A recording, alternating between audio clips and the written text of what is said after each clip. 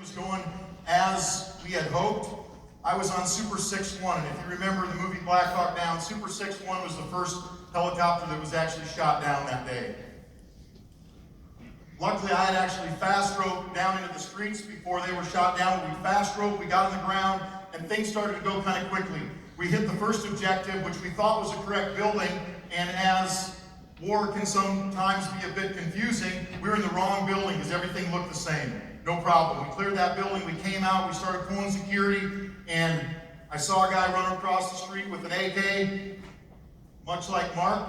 I grew up shooting a lot of gophers, but I was in South Dakota.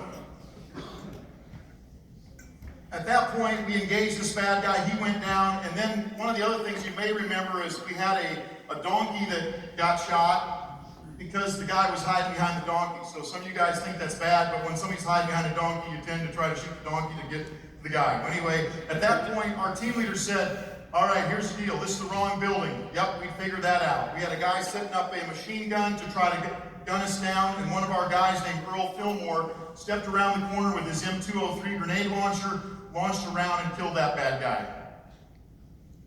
Later in the day, Earl would pay the ultimate price. We went over about 5 backyard walls to get to the actual target building. By the time we got there, the building was secure. We had a convoy moving in that was going to secure the bad guys, these lieutenants that we had rolled up that day, and take them out of there.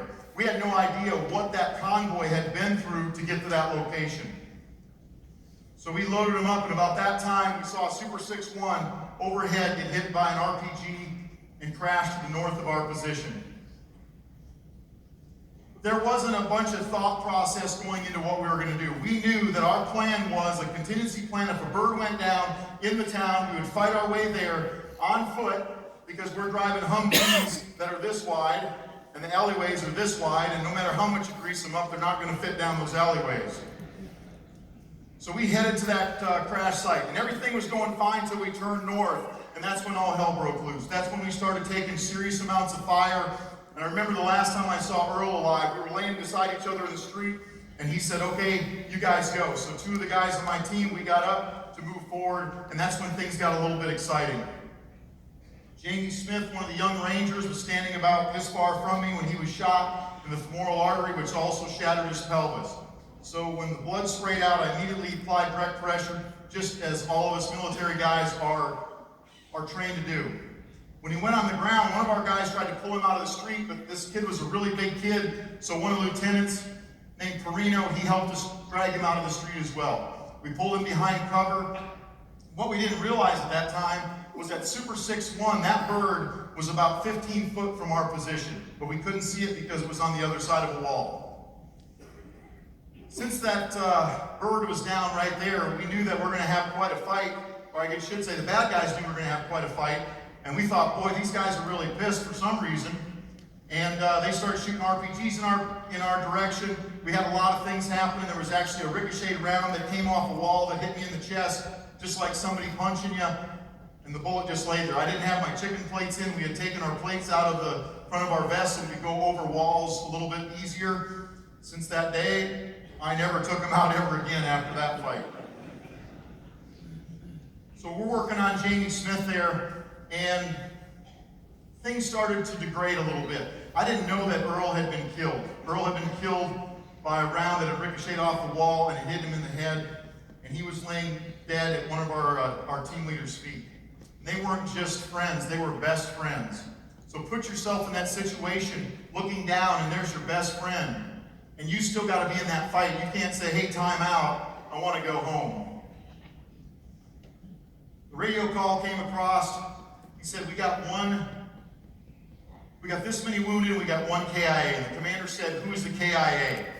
He came on the radio and he said Alpha 2, and at that point, all of us knew that Alpha 2 was Earl Fillmore and that he was dead. And that's when it started to get really real for me.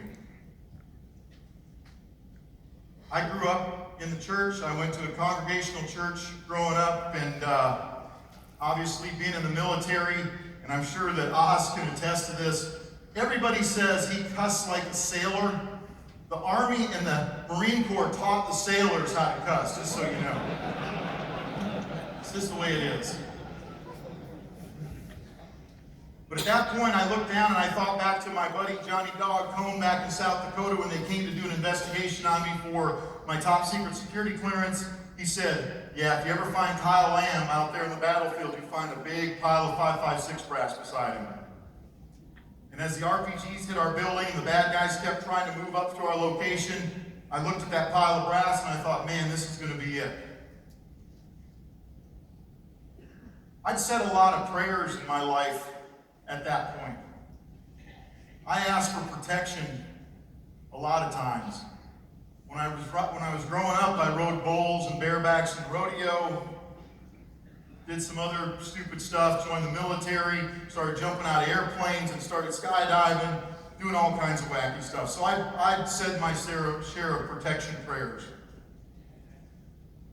But that day, I felt like it was the end. I didn't pray for protection. I prayed that I wouldn't be a coward. I wanted to be able to fight to the end and make my country proud, make the men on my left and right proud. And I think that's what we did.